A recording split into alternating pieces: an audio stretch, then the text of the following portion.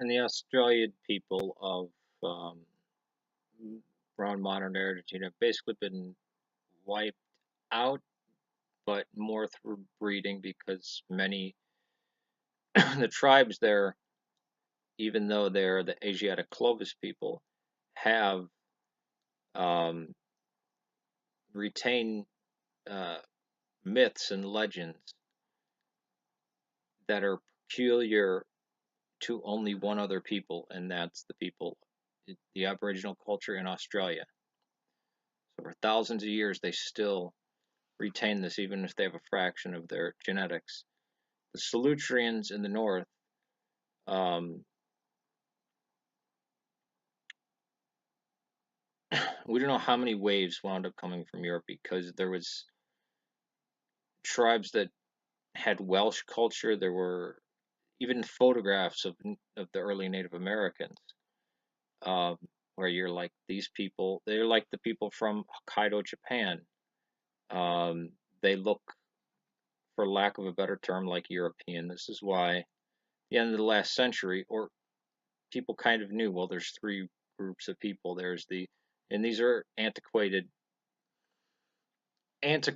groupings, but there's the Caucasoid people, also known as the Aryans, that are, um, which is again is an anachronistic term, just like Latin or Latino is anachronistic or not a bad word to use, but it'll work for right now.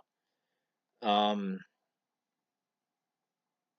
the Caucasoid or Aryan, you know, then you have the Mongoloid, also known as the Asiatic, and you have the Negroid.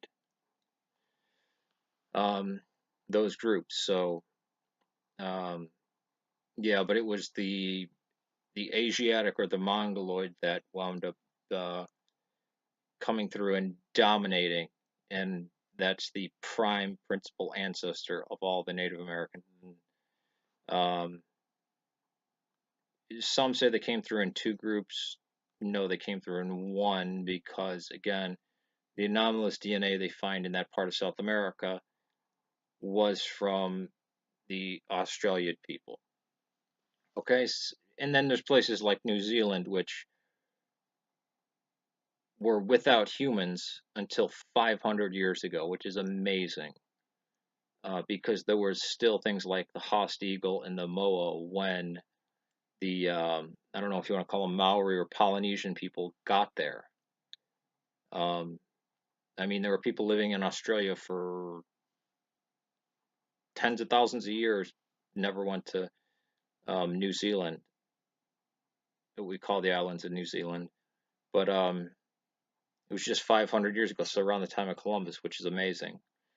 That could remain isolated for so long, that whole ecosystem. But out of all these people, right? Um, and oh, one last thing, continuing over from the first video, which again, you really need to see part one to understand this. That black dot that I drew there, um, that is when the Eurasian people, the Mongoloid and the Caucasoid, uh, before they were two different groups, had interbred with Neanderthal, right? Again, this is a rough overview. That's why the black sub-Saharan African and the people who migrated out from them, and it then wound up in places like Papua New Guinea and Australia, don't have the Neanderthal blood, right? But the what we'd call the Native American, the typical Asian people, and then the whites, well, not, me, Indians, people from India, calling them white, but Caucasian people from India or Aryans, the Iranians, who Iran means Aryan, uh, and all the peoples of Europe, different peoples, Germanic, Celtic, Slavic. Slavs are from Asia, and Germans are part of them are from Asia too. So with the Turks, um, the Latins, the Grecians, and even the Basque yeah, they're all closer to each other than any of them are. And this is genetically speaking, we're all human beings, but um, removed genetically or familiar family familiaristically from the sub-Saharan black people, the Bantu, the Negroid people, using a old-fashioned term. Now, all of these people had religion, right?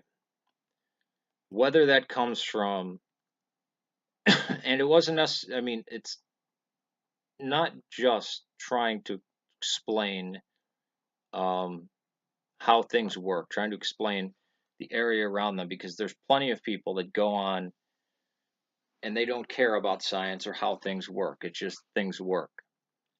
Why is the sky blue? Well, it's because it's blue. It always seems like a pointless. You don't need a reason for it to be blue. But I mean, and certainly the pagan religion or the polytheistic religion, one and the same. Um, the polytheists of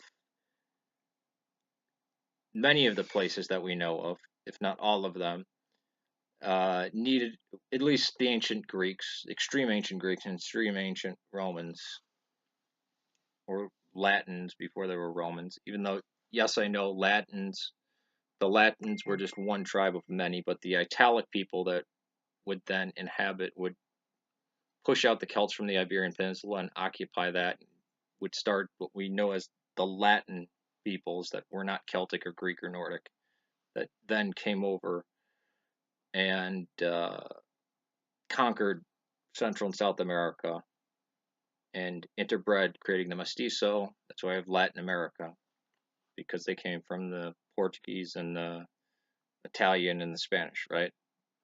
Um, they weren't Latino before, or Latin American before Columbus and Cortez and Balboa and Ponce de Leon and all those guys, right? Pizarro. But they'll have, oh, there was a god to drag the sun across the sky and this and that, all that kind of stuff. But even the more animistic people, there was still something spiritual, right? And whether you put that down to a fear of death, that people need an afterlife, right? Or that we are conscious, we know that we're existing, and that we can interact with things, we can dream, and all this kind of stuff. Rituals produce success, right? We're inherently ritualistic, and especially with societies. The more ritualistic the society, the more healthy it is. I know there's a lot going around about diversity, but um, in recent times with postmodernism, where we have no rights of manhood, no rights of womanhood, we're just left, oh, go out and do that, and then we don't even have good storytellers anymore of our own culture. We're not supposed to have our own culture, right? At least not in America, where it's like, these are the wise men of your people that you should listen to. We have this new Marxist type of shit, which is like, no, all of that needs to be destroyed. Marx talked about this. All cultures, all eternal truths, all philosophies must be eradicated. But these are our ancestral, um, spiritual, they're indigenous to us and to our people and to who we are and where we came from, and it's important. Um, and even when, and this is funny, every time you have um, anti theistic forces take power, there's always massive slaughter and genocide and systematic execution, killing. Paris Commune, the French Revolution, the Spanish Civil War, the Bolshevik Revolution, um, the Cristero War under Calles, uh, just massive genocide because it's a big heresy hunt, right? They're trying to wipe out something that's innately, it's one and the same with the culture, part of the people's identity, you know, and so it's like giving up that, I mean, just as absurd as walking to, a group of Maasai warriors and saying, all your beliefs and everything about your culture is wrong, and we will execute anybody who continues to practice any of the Maasai beliefs or rituals or dances or even speaks their language. You all must now work in factories and speak Lithuanian, right? Because that's the only way you can really wipe out the religion, is because the culture needs to go too. You can't really meet it halfway. And that's always been terrible. And you always needed a big brother to watch over, because people will.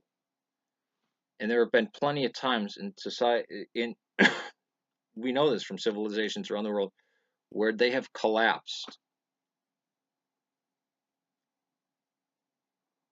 and then people who didn't even know their descendants, who had even forgotten who they were and where they come from, re-emerge. And again, we see, even if they're different gods or whatever, or maybe one of the gods is the same, but there's a lot of variance on him, humans will always come back to this, and it's needed. Familiar bonds, um, a continuity, and rituals.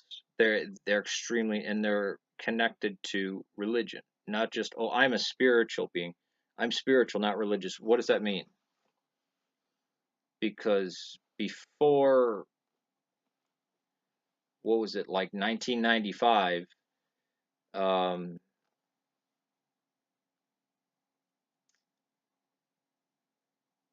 that that didn't make sense, because a religious person believes all human beings are spiritual beings, and atheists didn't believe that people had souls or were spiritual.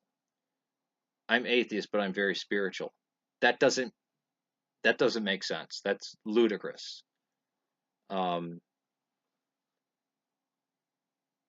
Religion is the expression or response to the spiritual, whether you, no matter what form you choose to express it in. But also, people are communal, familiar and communal. That's how we got civilization and everything like that. Um, and we have to be, because infants can't survive on their own. I mean, a human child from birth can't really survive on their own. They would actually die without total protection and feeding and all this stuff for about the first 7 years of its life. I'll be really liberal or cynical, depending on how you say, and say first 5 years it can't survive on it. It would just die. So we're built like this. We're built to be. We have to take care of it. It's ingrained in us. And also, because we are conscious and we can think abstractly, and we don't know everything, but we're wanting to. What is this that's me? Why I can't just be the sum total of parts, because I am conscious,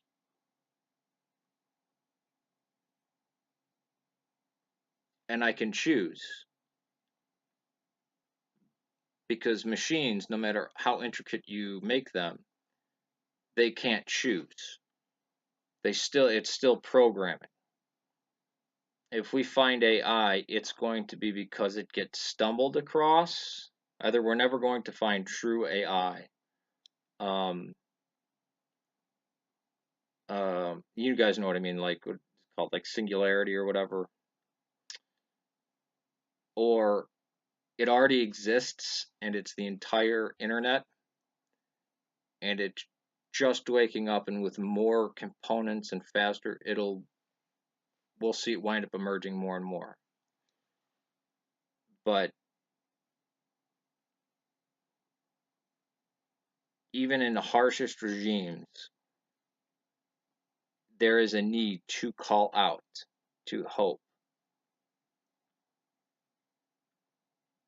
And I don't think anybody thinks it's just the fear of death. Because there have been religions, I mean, just look at the Old Testament if you want to get real critical with it.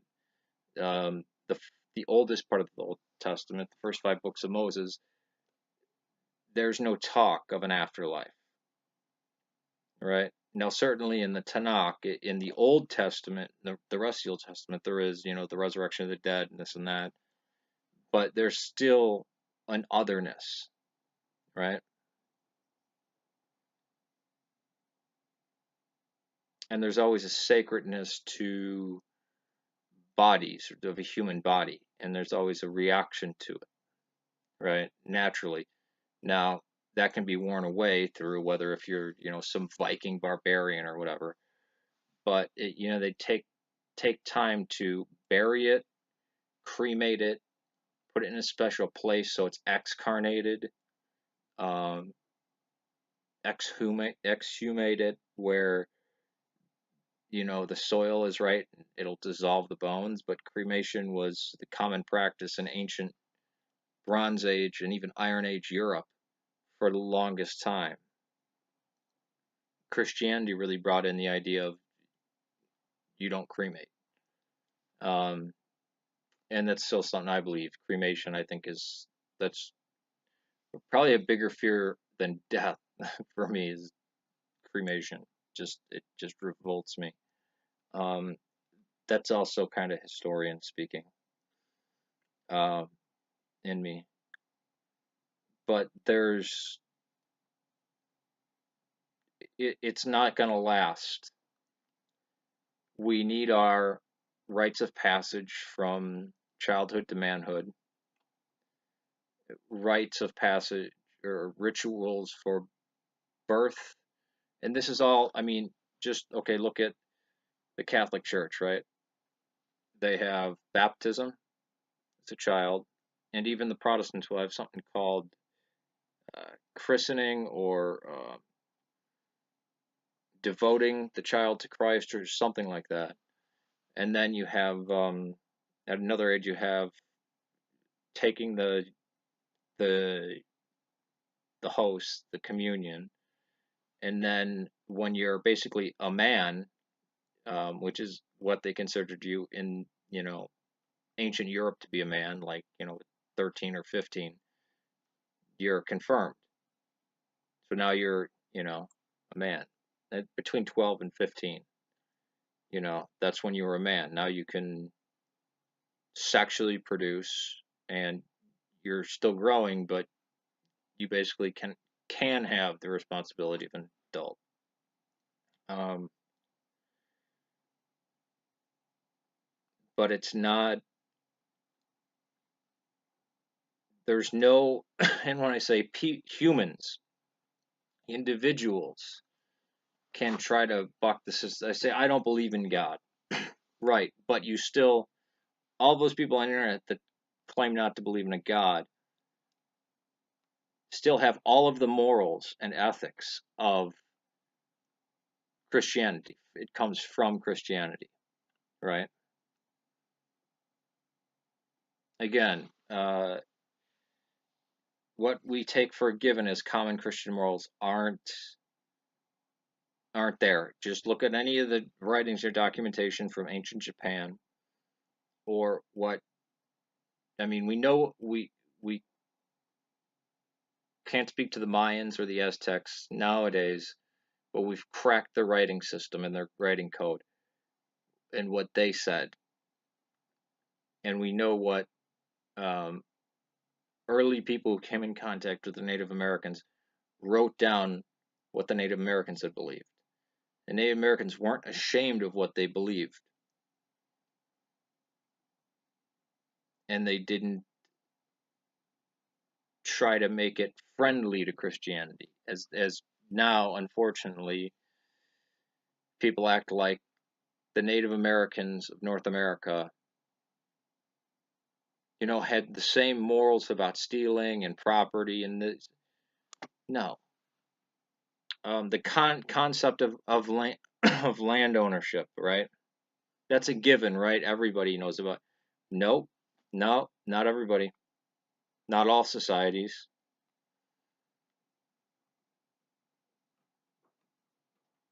I mean, it's nuts. I'll go on and do part two, or this is part two. I'll do part three, part four. This is kind of this one. The other got cut short. I had to explain a little bit in the beginning, but I'm going to get into heavier concepts, explaining why, just from a secular view. And remember, these people had spread across the world, um, and were apart for, in some cases, almost 100,000 years. 90,000 years you had um, separation from from the African group and the out of African group that wound up mixing with the Neanderthals, and then this becomes the Asiatic and the European people, which is basically everybody except sub-Saharan Africans, the black Africans, and the Aboriginal people and Papua New Guinea people. But